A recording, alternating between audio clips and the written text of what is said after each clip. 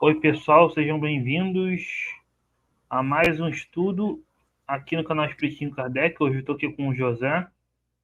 O Michel não vai poder participar hoje porque teve uma palestra, né? Então, José, muito obrigado por estar presente.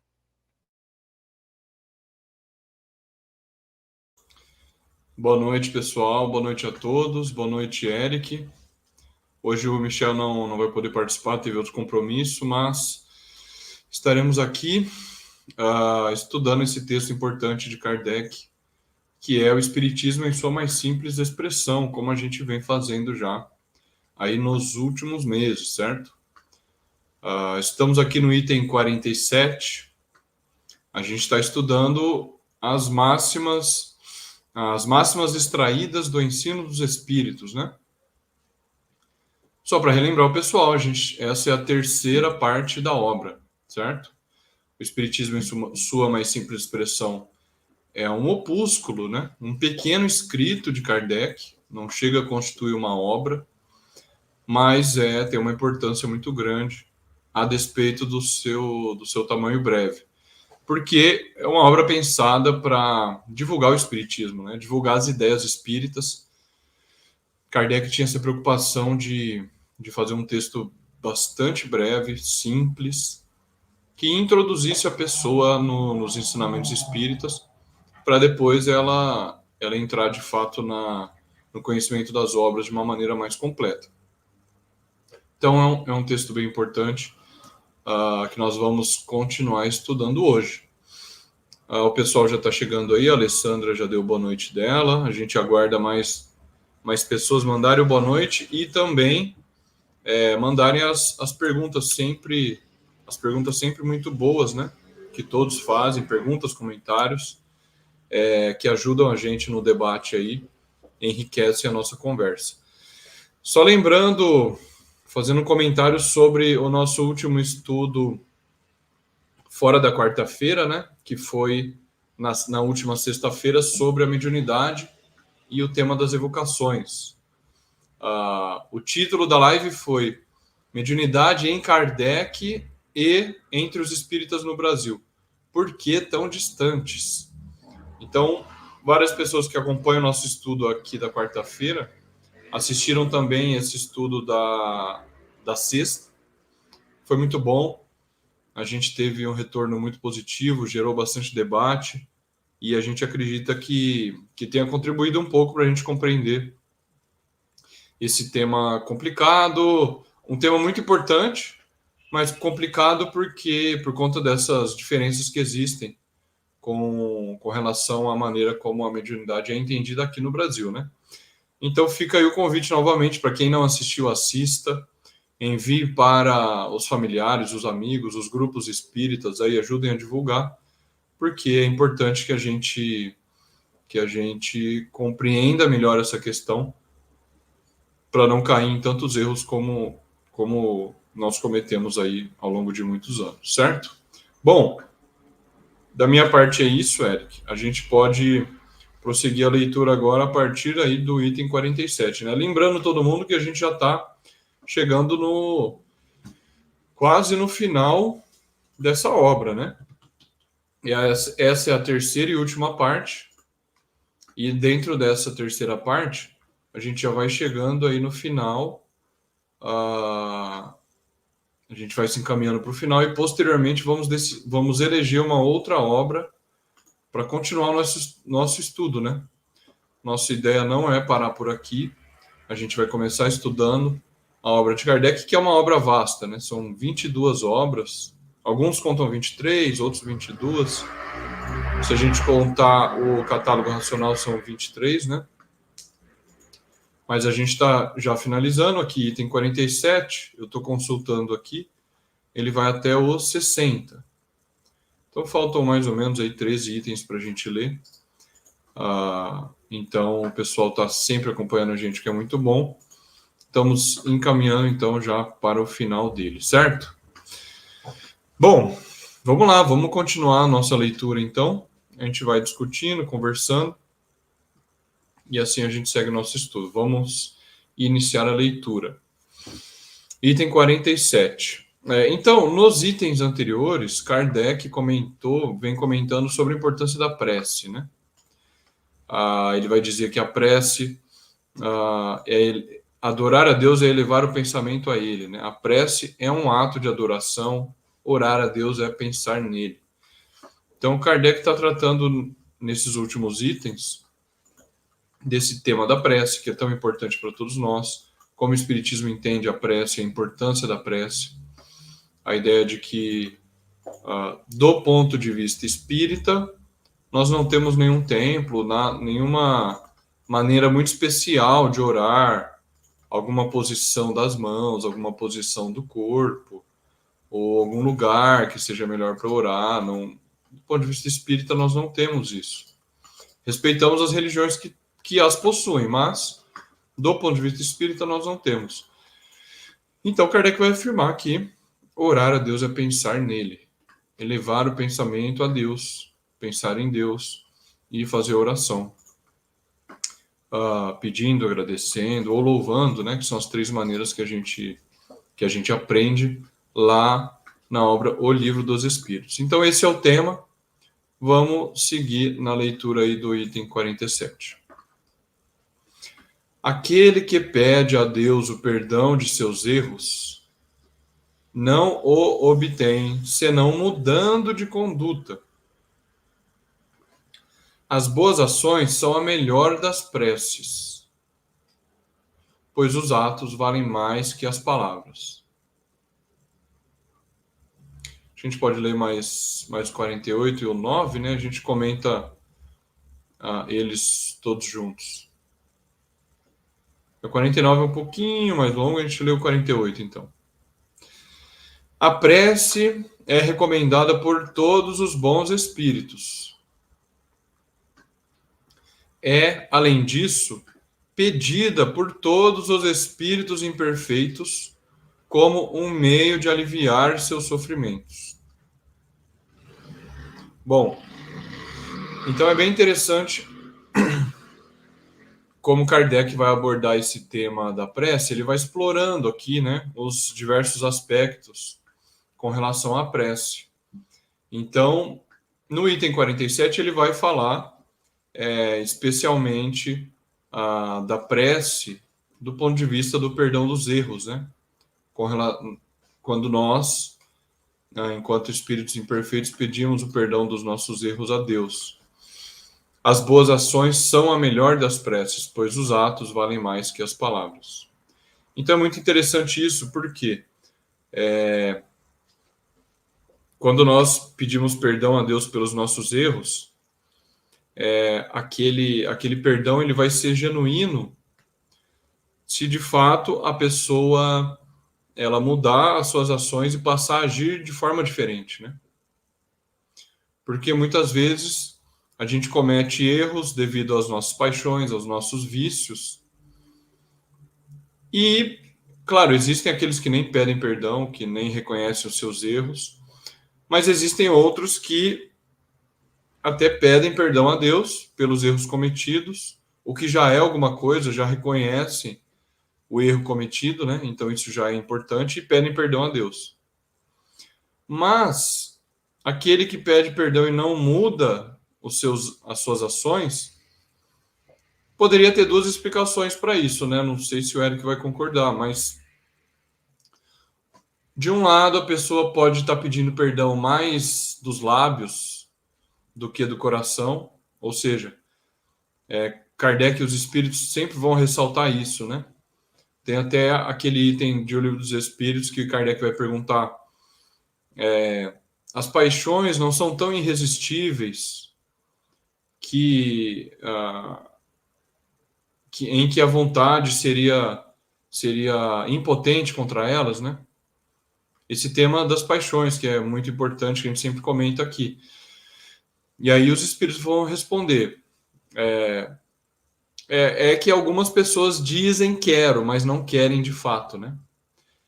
Então, acho que tem a ver com esse ponto 47, quer dizer, às vezes a gente reconhece um erro, a gente pede perdão a Deus pelos nossos erros, mas se a gente continua naquela conduta, quer dizer que a gente reconheceu o erro, mas não tem a força de vontade o bastante para corrigir aquele erro, para controlar aquela paixão, aplicar a vontade no controle da paixão e modificar aquele erro, né?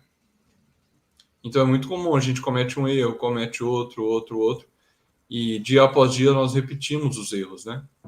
Então esse seria um caso em que uma pessoa, ela reconhece o seu erro, pede perdão a Deus, mas esse pedido fica mais nos lábios do que em realidade, porque caso contrário ela mudaria a conduta, ela agiria de maneira diferente e sairia daquele erro e de fato modificaria as suas ações, né? É por isso, na minha visão, que Kardec está enfatizando: as boas ações são a melhor das preces, pois os atos valem mais que as palavras. Então, se a gente lembrar da escala espírita, por exemplo, quando Kardec vai definir os espíritos de segunda ordem, os espíritos bons, né? Ele vai definir esses espíritos como possuindo o desejo do bem, né? Esse é um ponto que o Cosme sempre vai enfatizar também. Não é meramente a ação no bem, é o desejo do bem. Porque se o espírito deseja o bem, ele vai agir sempre no bem. O que é diferente do espírito imperfeito, por exemplo, da terceira ordem, que ele pode agir no bem eventualmente, mas com algum interesse por trás. Pode estar agindo de forma não virtuosa, né? Então, se o espírito só deseja o bem, ele vai agir sempre no bem. E se ele só deseja o bem, ele vai agir sempre de maneira virtuosa, quer dizer, desinteressada, sem um interesse por trás, né? Aquela ação no bem real. Então, se a pessoa está agindo no bem, significa que, no caso aqui que eu estou mencionando do espírito superior, né? Ele está sempre, ele tem aquele desejo do bem, então ele já progrediu, já se adiantou e está agindo de forma virtuosa, né? E tem outro caso da pessoa que pede perdão a Deus, mas que na verdade ela não é aquele desejo, não é aquele desejo sincero de pedir perdão a Deus, né? Ela pede por obrigação. No âmbito das religiões isso é muito comum. Às vezes existe a noção de pecado, né? Em que a pessoa comete um pecado e aí ela sabe que aquilo é errado, ela é compelida a ir até o seu líder religioso para confessar os seus erros ou para pedir perdão a Deus. E aí existem aquelas recomendações de até de uma quantidade de preces a serem feitas para ela poder receber aquele perdão, né? Então Kardec está preocupado com isso, com que esse pedido de perdão não seja meramente dos lábios, mas que esteja de fato no coração, que seja honesto, seja sincero, que é esse segundo caso que eu mencionei, e que também, além de honesto e sincero, a pessoa de fato deseje, ela tenha a vontade, aplique a vontade para mudar aquele comportamento que levou, aquela paixão, aquele desejo mal que levou ela a cometer aquele erro, né? E agora, só finalizando o comentário, eu já passo para o Eric. Kardec vai colocar aqui no item 48 uma coisa bem interessante, né? A prece é recomendada por todos os bons espíritos. É, além disso, pedida por todos os espíritos imperfeitos, como um meio de aliviar os seus sofrimentos. Então, quando Kardec vai identificar que existem espíritos bons e ruins, bons e maus, no mundo espiritual, vai fazer a escala espírita, vai classificar os tipos de espíritos, ele vai identificar um padrão, uma recorrência nos espíritos superiores, que eles sempre recomendam a prece. Então, isso é uma marca do espírito superior. A gente lembra novamente a caracterização lá da escala espírita. Todo pensamento, todo mau pensamento só pode vir de um espírito inferior. Então, o espírito superior, ele nunca emitiria um pensamento mau, né? Então, esse pensamento de recomendar e incentivar a prece, ele é um bom pensamento, que Kardec vai identificar, que está sempre presente aí nos espíritos superiores, nos bons espíritos. É um padrão, né? E, por outro lado, entre os espíritos imperfeitos, é um padrão também o fato de que esses espíritos solicitam preces a eles mesmos. Isso é muito interessante. Lembrando, né, gente, o espiritismo é uma ciência. Esse princípio do item 48, Kardec tirou da experiência. Não é um sistema formulado, um sistema de pensamento formulado por ele. Ele observou, ele experimentou com os espíritos, teve contato com eles e viu esse padrão, que muitos espíritos inferiores solicitam prece por si mesmos, para si mesmos, né? Então, a gente sempre menciona aqui a obra O Céu e o Inferno, que é exemplar nesse sentido. Vários espíritos sofredores vão se comunicar ali e quase todos vão pedir preces. E a melhora do espírito é verificada na prática, ou seja, aquele espírito se comunica uma vez, na próxima semana ele se comunica de novo, e assim continuamente por semanas seguidas, e é observada a melhora desse espírito por conta da prece. O espírito relata: eu estou. Os meus sofrimentos foram atenuados, foram aliviados, exatamente como Kardec está colocando aqui. Agora eu já me sinto melhor, já me arrependi dos meus atos, já quero melhorar. E aí começa todo o processo de expiação, de reparação que a gente conhece da justiça divina. Então, é bem interessante como Kardec vai colocar esse princípio no item 48, que foi tirado da experiência. Então, a prece, ele vai, no entendimento do Espiritismo, vai ter esse caráter, vai ter um fundamento na experiência, vai ter um fundamento na ciência espírita.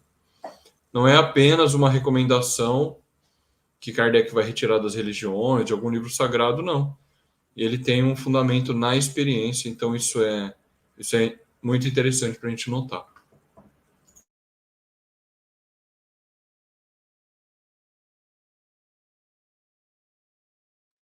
Exatamente, né?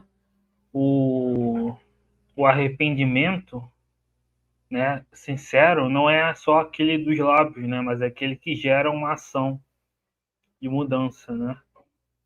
Então, o José falou muito bem, né? O espírito da segunda ordem, ele só tem o desejo do bem. Né? Tem uma diferença filosófica entre o desejo e a vontade, né? A vontade é o desejo que se realiza, né?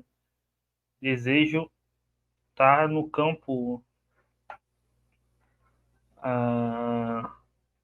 Desejo são todos, né? Esses pensamentos, né? Então, o espírito da segunda ordem só tem o desejo do bem, né? Então, ele nem pensa no mal, né? Não é só que ele não faz o mal, ele nem pensa. Então, isso é bem interessante. Né? O arrependimento, como diz lá no Código Penal, ele normalmente é seguido de uma expiação e uma reparação, né? Então, no mundo espiritual, o espírito vai escolher as provas pelo qual ele vai expiar e reparar, né, os seus maus atos. Então, e na vida material, o arrependimento pode levar que o espírito já comece a reparar desde essa vida mesmo, né? Não precisa esperar a próxima, né? Então, o arrependimento sincero, ele tem a questão do desinteresse de levar a uma mudança de fato, né? E o 48, né, como o José falou, né, é recomendada, né, para louvar, pedir e agradecer, lembrando que pedir, né, se a gente pedir coisas materiais, como a cura de uma doença, nem sempre vai ser atendido, mas sempre vai ser atendido se for algo moral. Então, se a gente pedir resignação, força, sempre vai ser dado se for feita com sinceridade, né? Então, é recomendada e para os espíritos, né? É sempre pedido pelos espíritos sofredores. É claro que tem os endurecidos, tem aqueles que demora um tempo para ir ao arrependimento, mas uma hora ou outra ele se arrepende e aí ele mesmo pede preces, né? Que vão ajudar ele, né? Se não ajudar agora, vai ajudar no futuro, né? Então é sempre bom orar. Aqui tem o Alex, ele fez uma pergunta. Vocês pensam repetir mais um estudo sobre a mediunidade? Sim, com certeza. Tem muita coisa para falar sobre mediunidade, né? E acho que é um tema que vale mais estudos. Esse foi só uma introdução que a gente fez, na verdade, né?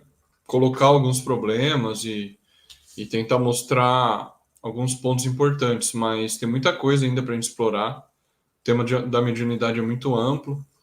A questão da evocação, a gente só disse que ela é importante e mostrou os autores que vão contra a evocação.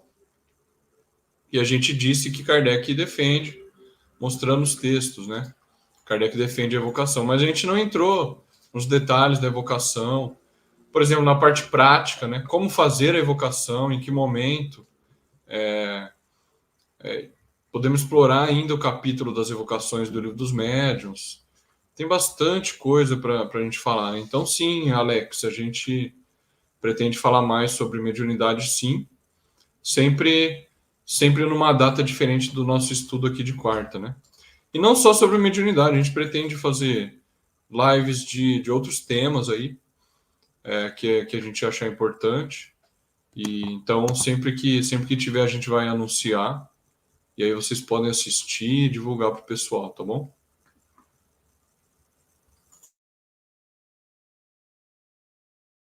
Exatamente. Aqui a Ana pergunta, né? Segundo a doutrina espírita, Deus perdoa, Deus abençoa, né? Ah, é sempre comum esse tipo de pergunta, né? Porque na obra de Kardec se fala, né? Até Deus castiga, Deus pune. A questão é que Deus criou as leis, né? O espiritismo não adota uma visão deísta de que Deus criou o mundo e depois deixou o mundo para lá, né? Um Deus apático. Para o espiritismo, Deus intervém no mundo, mas não através de milagres, né? Ou seja, ele não intervém diretamente, ele intervém através das suas leis e dos espíritos, né? Eu tenho um vídeo que eu fiz sobre deísmo, né? Que eu falo disso. Então, quando se diz essas frases, é que a lei natural, isso se refere à lei natural, mas foi criada por Deus, né? Então, quando você ora a um espírito, por exemplo, São Anjo da Guarda, ele é um enviado de Deus, né? Então, você pode falar, Deus abençoa, mesmo que seja quem esteja executando a vontade de Deus, nesse caso, seja o seu anjo da guarda, te consolando, te enviando bons fluidos, enfim.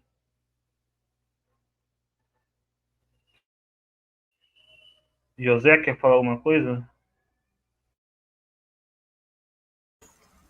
Eu acho que o Eric está correto. A, a gente existe a noção de providência divina, como o Eric falou, Deus não, na visão espírita, Deus não criou o mundo e saiu fora, né? Então, os mecanismos da justiça divina, do perdão, e como nós podemos reparar os nossos erros, e esses mecanismos já estão previstos dentro da lei criada por Deus. É isso que precisa ficar claro. Então, Deus criou uma lei que vai regular a maneira como os nossos erros ou os nossos acertos são recompensados ou punidos. Nessa lei já está prevista, por exemplo, a questão do arrependimento, da expiação e da reparação. Ou seja, é permitido a um espírito que errou que ele corrija esse erro e não seja punido eternamente por isso.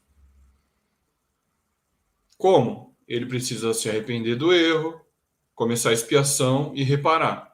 E esse processo ele é, vamos dizer, automático. Esse mecanismo é automático dentro da lei divina.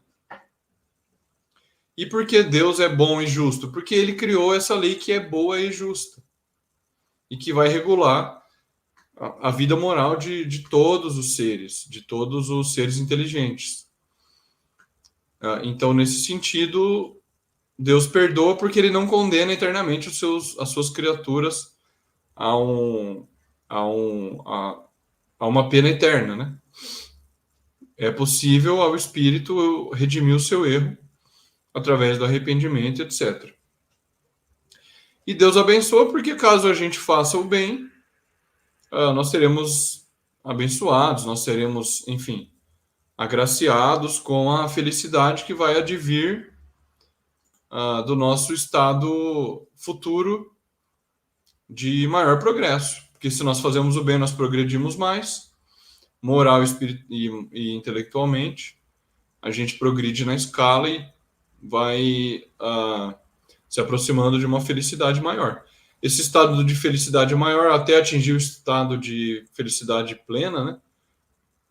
Ou felicidade inalterável, como diz Kardec na escala espírita, é uma bênção de Deus, no sentido de que ele criou essa lei é justa, é boa, e ele vai recompensando as pessoas, os espíritos, pelo bem que eles façam, né? Agora, sempre vem aquela pessoa e diz, mas então Deus fica barganhando com o homem, as pessoas têm que fazer o bem por interesse. Não, isso é uma má compreensão da noção de bem no espiritismo. Está muito claro lá no Livro dos Espíritos que a melhor maneira de se praticar o bem é de forma desinteressada. Kardec vai dizer, os espíritos, né? Pelo ardor natural do coração. Fazer o bem pelo bem, ponto. Sem esperar nada em troca, sem esperar um benefício. Pelo contrário, fazer o bem ainda que aquilo prejudique a pessoa momentaneamente. Certo? Agora, o que não pode ocorrer é existir o bem e não haver nenhuma recompensa. Porque aí a gente cai no relativismo moral, né? Quer dizer, o bem e o mal eles se equivalem.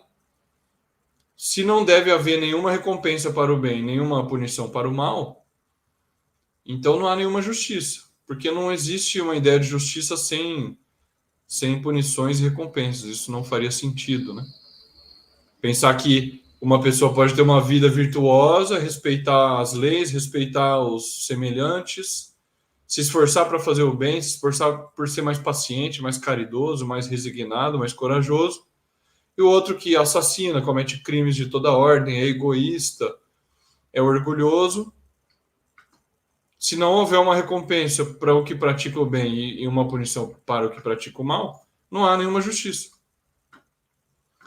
Então, ou Deus seria injusto ou nem existe Deus, que seria o caso aí das propostas materialistas. Então, deve haver alguma justiça, mas no entendimento do Espiritismo, a maneira correta de se fazer o bem é fazê-lo de forma desinteressada, né?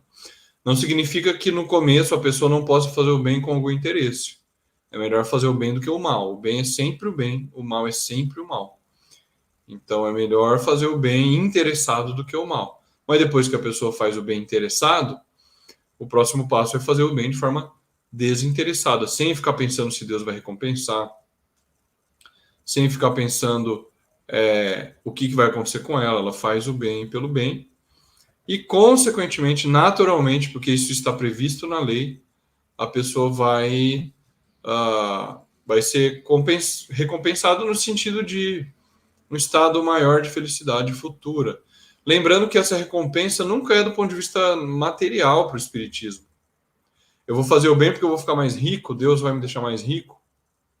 Ou eu vou fazer o bem porque Deus vai me fornecer algum prazer material, físico, na vida futura. Não, o espiritismo não defende essa ideia. A recompensa é simplesmente, se a pessoa progride na escala espírita, ela vai poder habitar um mundo mais feliz, por exemplo. O que é muito lógico, muito racional, está de acordo com a justiça e com a bondade de Deus.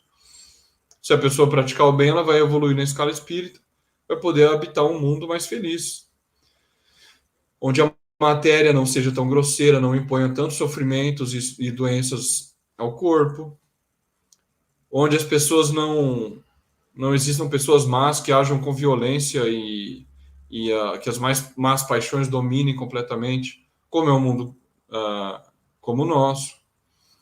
Vai habitar um mundo que reine a harmonia, a paz, uma certa tranquilidade moral entre as pessoas, onde as relações sociais são mais respeitosas, vamos dizer assim. Então, esse é o sentido de recompensa dentro da justiça divina, e não necessariamente um outro tipo de recompensa. Porque existem religiões que defendem isso, né? Ah, você vai fazer o bem porque no paraíso vai ter um tipo de prazer até material, físico. Isso o Espiritismo não defende, certo? Não sei se o Eric quer comentar essa questão também, ou se a gente pode seguir com a leitura.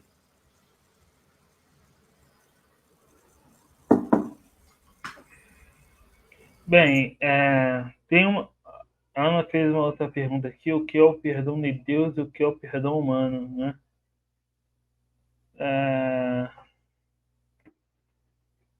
essa questão, né, que os atributos de Deus, né? Kardec fala na Gênesis que a gente tem que utilizar os atributos de Deus para analisar, né, a, as doutrinas, né, que a gente se depara, né? Então, por exemplo, a doutrina do inferno, ela é incompatível com os atributos de Deus, né? Porque Deus é infinitamente misericordioso, né? E Agostinho fala lá, né? Se um pai sabe perdoar, né? Como é que Deus não perdoaria, né? Então, é óbvio que as nossas qualidades são reflexos disso, né? Só que a diferença é que os atributos de Deus são infinitos, né? Além de provavelmente ser qualitativamente diferente, né? Mas quantitativamente, Kardec diz, né? Os atributos de Deus são infinitos. Então, a gente não pode imaginar nenhum ser que ultrapasse Deus em qualquer ponto, né? Na Gênese, Kardec fala que usa analogia com fio de cabelo, né? Nem que seja num fio de cabelo. É óbvio que isso é uma metáfora. Porque se algum ser ultrapassasse Deus, esse ser seria o próprio Deus, né? A noção do argumento ontológico, né? De Anselmo, por exemplo. Deus é a inteligência suprema, né? Ou seja, não tem nada que supere Deus no que quer que seja. Enfim, então é basicamente isso. A gente não, a nossa bondade é limitada, nosso perdão é limitado. Deus, as qualidades de Deus são infinitas. Só comentando um ponto, Eric. É claro que, do ponto de vista da justiça divina, da lei natural, quem perdoa é Deus, não são os homens, né? Mas, do ponto de vista da nossa moral particular, para o nosso progresso espiritual, é preciso que a gente perdoe as ofensas que a gente receber, né? Nesse sentido, da prática da caridade, do ponto de vista individual de cada um, e eu devo perdoar as ofensas que eu receber, porque isso é praticar a caridade. Praticar a caridade vai fazer com que eu possa progredir moralmente e me elevar na escala espírita.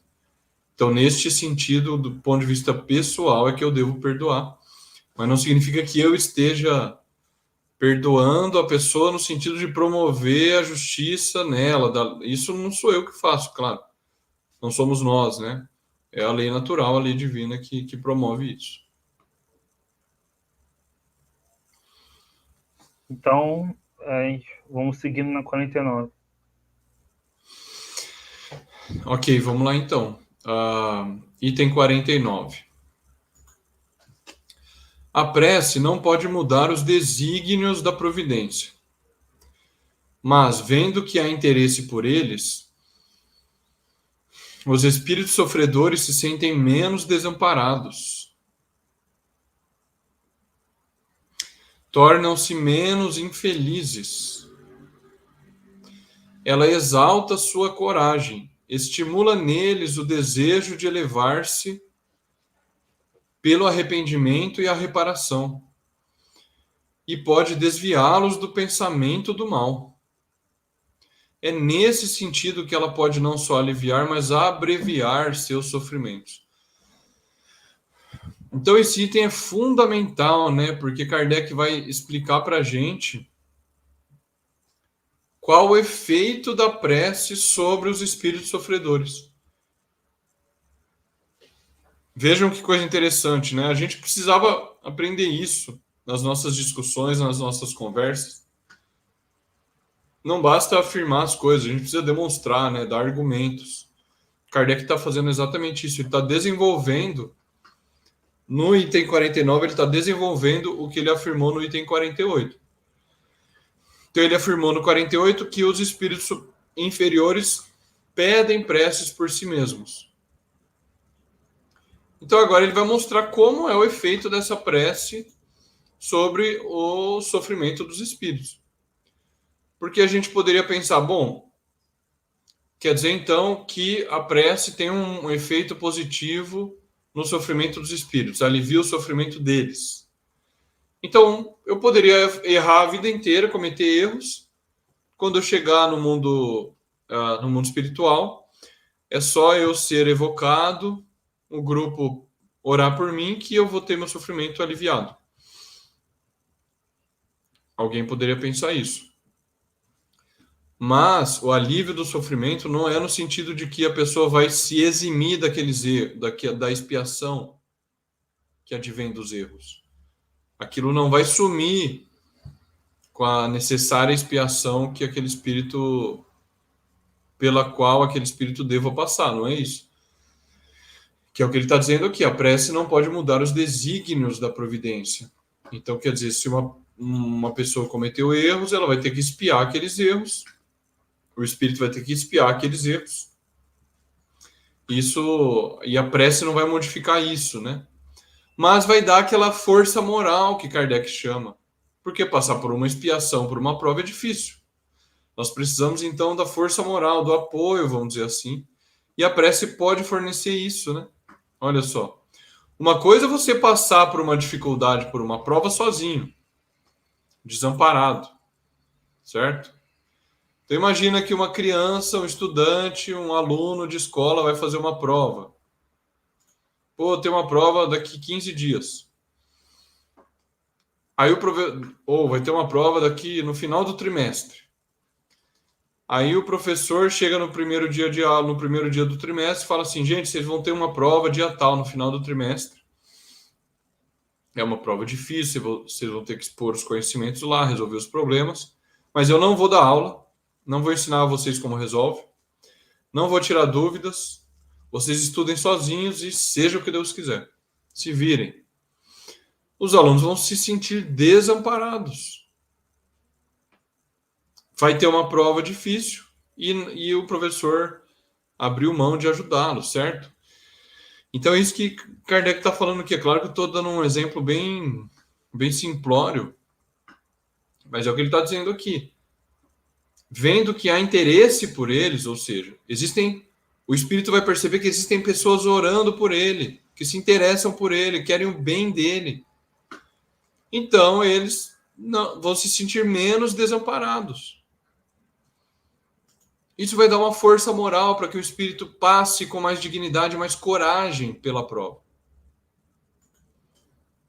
No exemplo que eu dei, é muito diferente se o professor der boas aulas, ensinar bem os alunos, tirar as dúvidas e ainda motivá-los dizendo que eles têm capacidade, sim, de tirar uma nota boa na prova, etc. É muito diferente. Com certeza o desempenho dos alunos na prova seria muito melhor do que no outro caso. Exatamente o que está descrito aqui. Porque existem maneiras e maneiras da gente passar por uma prova, por uma expiação. Isso está o tempo todo na obra de Kardec. Eu posso passar por uma expiação, por uma prova, murmurando, resmungando, com queixas, maldizendo Deus, por que isso, com revolta, indignação. Ou eu posso passar pela mesma prova com calma, com tranquilidade, com paciência, com coragem, com resignação, com fé em Deus. E aí eu vou conseguir passar de forma mais digna por aquela prova. Nesse sentido, é que eu vou ter o meu sofrimento aliviado e abreviado. Certo? Porque dentro da justiça divina, segundo o Espiritismo, quando nós passamos com coragem e paciência por uma prova, a gente pode ter aquele sofrimento abreviado, ou seja, aquela prova que duraria tanto tempo ou seria muito mais penosa se a gente reclamasse, se revoltasse, ela é mais breve. Existe esse mecanismo dentro da justiça divina, que é uma beleza de um mecanismo. Isso é belo demais. Mostra que Deus, exatamente isso, Deus não desampara os homens. E se ele passa pela prova de forma mais digna, com honra, com coragem, Deus reconhece isso, do que a pessoa que passa pela prova murmurando o tempo todo, se revoltando, se indignando. Então, esse item é muito interessante para esclarecer qual é o efeito da prece sobre os sofrimentos dos espíritos. É fundamental e é muito interessante.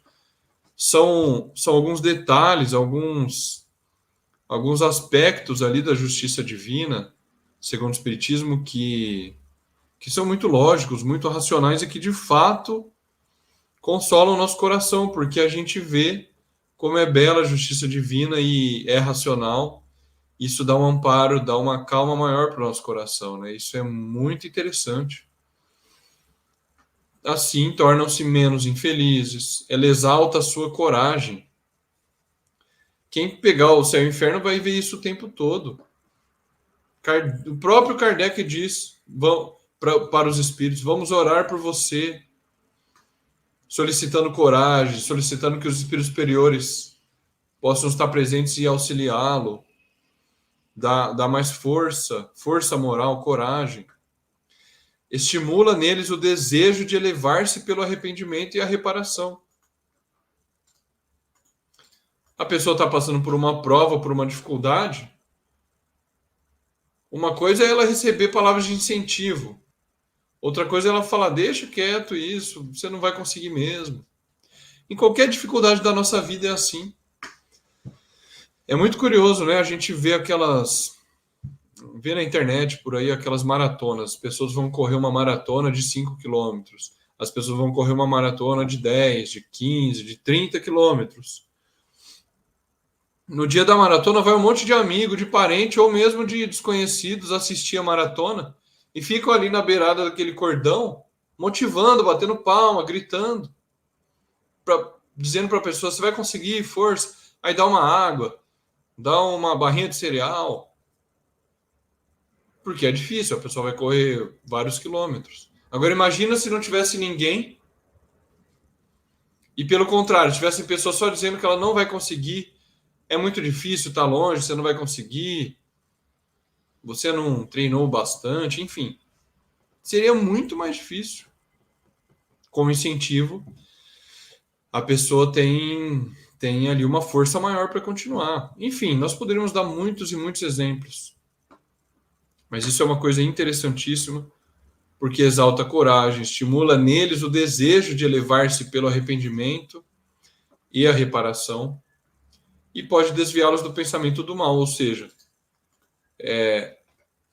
pode dar um incentivo para que aquele espírito saia logo do caminho do mal, não opte mais pelo mal e faça com que ele opte pelo bem. Isso é importantíssimo e é um ponto que Kardec vai colocar aqui que é fundamental nesse entendimento da prece e da justiça divina.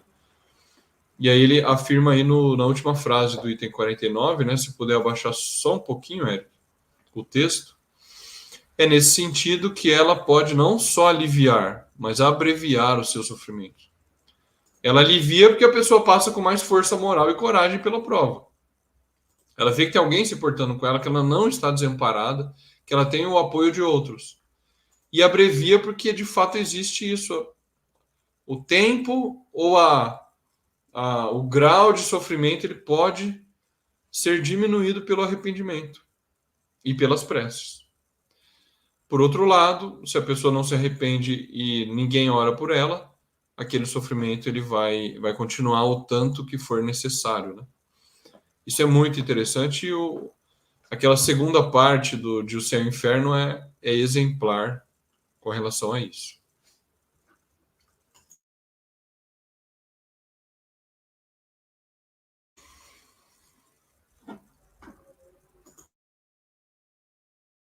Esse texto é bem interessante, né? Porque começa falando ali, né? A prece não pode mudar os desígnios da previdência, né? Então, inclusive, no Evangelho segundo o Espiritismo se usa, se não me engano, no Evangelho que se fala por exemplo, de uma pessoa, né, num deserto, por exemplo, né? Ela ora, né? O que que vai acontecer ali, né? Usando esse exemplo, Deus não vai fazer surgir ali um, um oásis no meio do deserto, né? Deus vai intuir pelos espíritos a forma pela qual ele pode sair dali, né? Por exemplo. Então, como eu falei, né? Quando se trata da a oração, quando se trata de pedir, nas coisas morais são sempre atendidas, né? Mas nas coisas físicas nem sempre. Então, e no caso do mundo espiritual, né? O espírito ele vai ter, se ele cometer um erro, ele vai ter que expiar, ele vai ter que escolher provas para expiar, reparar. Mas você orar por ele e ele se arrepender, isso já traz um alívio, né? Até porque existem muitos espíritos que não têm essas noções, né? O espírito o espírito desencarna católico, né? Kardec fala que muitos espíritos acreditam que vão sofrer eternamente. Então você orando, você tira essas falsas percepções dele e dá uma esperança, né, na possibilidade dele se melhorar, se corrigir, né? E só a esperança já traz uma melhora, já traz um alívio, como diz ali, né? Já abrevia os sofrimentos, né? Porque você fazendo o espírito progredir mais rápido, você abrevia os sofrimentos dele, né? Porque quem progride mais rápido vai ter menos sofrimentos. Então, aí que está o valor da prece pelos espíritos sofredores, né? Então, isso é fundamental, né? Por isso que no movimento espírita brasileiro se focou muito só nos espíritos sofredores, né? Com a reunião de desobsessão, né? Mas é importante, sim, né? É lógico que você deve, até para amparar os espíritos sofredores, você deve também dialogar com os espíritos superiores, né? Para auxiliar. Mas é importante, sim, orar pelos espíritos sofredores, fazer preces, né? Evocá-los. A evocação você ajuda eles a sair do estado de perturbação, né? Kardec, no Céu e Inferno, fala isso, né? Porque no movimento existe uma ideia de que você tem que esperar até muitos meses para evocar, e Kardec fala, às vezes você evocando, você tira do estado de perturbação, né? Então, evocar, orar pelos espíritos sofredores, né? Isso seria fundamental, né? A Ana pergunta aqui, no caso das pessoas, qual seria a eficácia da prece a elas dirigidas, né? É algo similar, né? Você vai trazer também, né, o, o alívio, o consolo, né, a ação dos bons espíritos sobre ela, dos bons fluidos, né? Se a pessoa não, se você orar, por exemplo, uma pessoa que está endurecida, mesmo que aquilo não funcione de imediato, vai servir para o futuro, né? Então a prece nunca é inútil, né? A pessoa sempre vai colher posteriormente.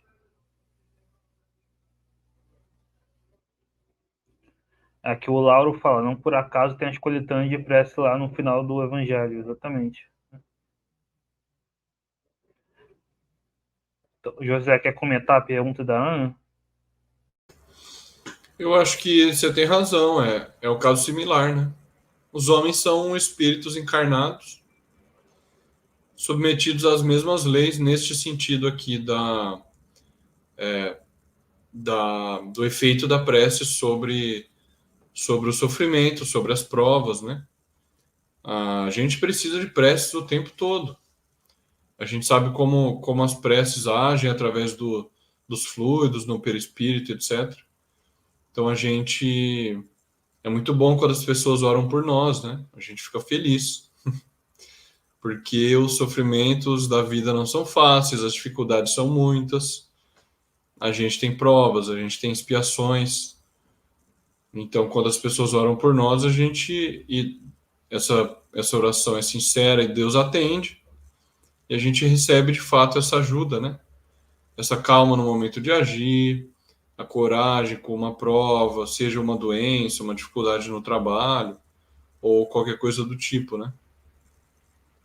Então a pessoa sempre pode ser útil, né? Isso que é interessante no espiritismo.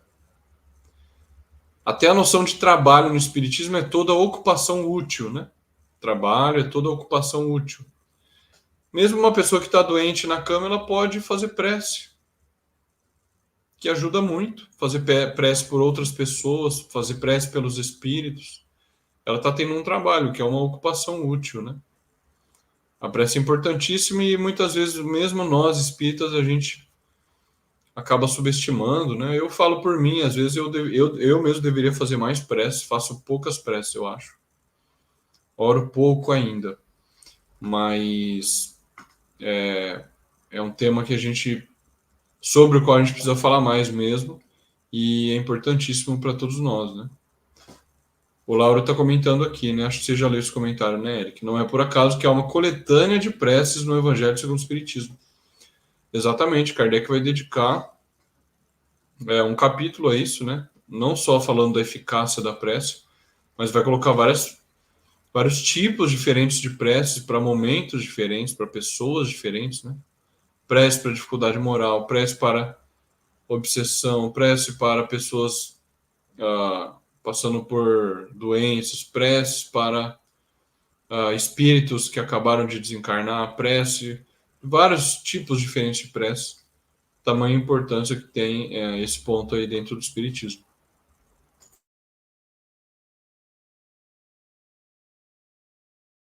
Não, exatamente, sem falar se muitas vezes a gente ignora a prece, ainda mais a prece ao anjo da guarda, né? A evocação do anjo da guarda aqui no movimento, muitas vezes a gente se esquece, né? Orar a esse espírito, né? Que tem essa missão de velar por nós exclusiva, né? Essa missão mais intensa, né? Quer dizer, ele pode ajudar outras pessoas, mas ele tem essa missão mais dirigida a nós. E às vezes ele nos acompanha posteriormente, né, ao nosso desencarne. Então, evocar o anjo da guarda, pedir força, resignação, né? Então, uma pessoa, por exemplo, com enferma, né? Mesmo que a prece não cure a doença, vai trazer o alívio, vai trazer a força, a resignação, né? Se ela tiver essa, esse hábito, né? Da oração ao anjo da guarda, né? Criar esse hábito, né? Que a virtude ela é um hábito, né? Então criar esse hábito, né? Da mesma forma que o vício é um hábito mau, a virtude é um bom hábito. Então criar esse hábito de orar sempre ao anjo da guarda, e diz lá na mensagem de Santo Agostinho, né? Não se preocupais em nos fatigar com perguntas, né? Com orações que eles onde eles estiverem no universo, né? Pelo fluido cósmico universal, eles vão ouvir e vão nos ajudar, né? Então É impressionante, né, como funciona isso, né?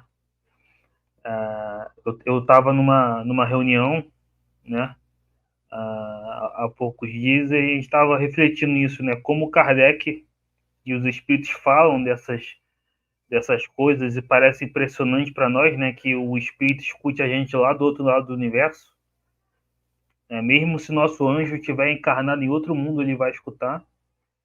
E na época do Kardec nem tinha telefone, né, não tinha nem internet, Wi-Fi. Hoje em dia a gente tem essa noção de que algo pode, a gente se comunica à distância com outra pessoa em outro país, né, mas na época do Kardec não tinha essa facilidade. Mesmo assim, os espíritos trazem essa noção, como a velocidade pelo pensamento corria, né? De um canto a outro no universo. Então, evoquem o anjo da guarda e criem esse hábito da prece, e da prece, sobretudo, ao anjo da guarda, a evocação desse espírito protetor, né?